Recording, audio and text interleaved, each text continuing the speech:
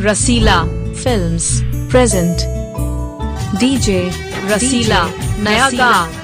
गाँव सूखी गइल उठलली हमरो सूखी गइल गजरा समरत नइखे देहनिया पर मोर सरिया डीजे रसीला नया गाँव सोना लागे हो हमर से जरिया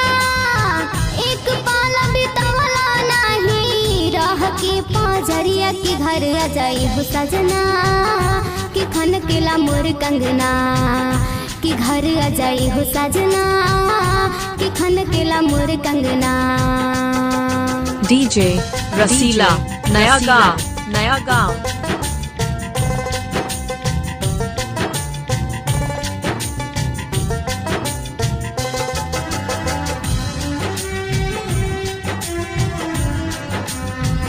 डीजे रसीला नया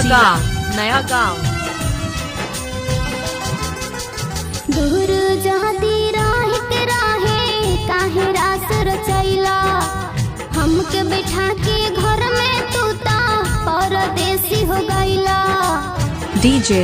रसीला नया गाँव जाती राहित राहे काहे रास रचैला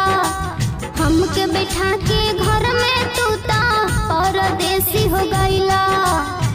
तू ना जानला कैसे जी तोहर हई पगली याद करे लुर बहावे डीजे रसीला नया गाँव कि खन केला मोर कंगना कि घर आ जाई हो सजना कि खन केला मोर कंगना डीजे रसीला नया गाँव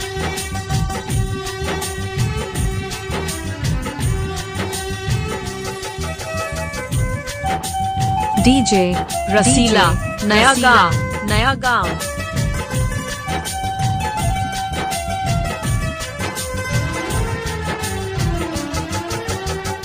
अपने से काहे ऐसे कहर तारा दूरी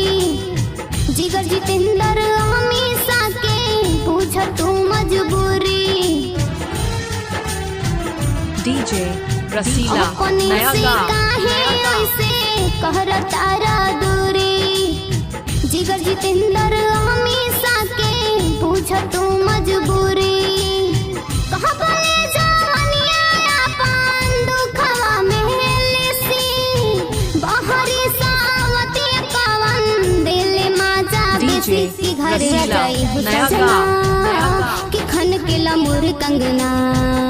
कि घर आ जाई हो सजना कि खन केला मोर कंगना कि घर आ जाई हो सजना कि खन केला मोर कंगना नया गाँव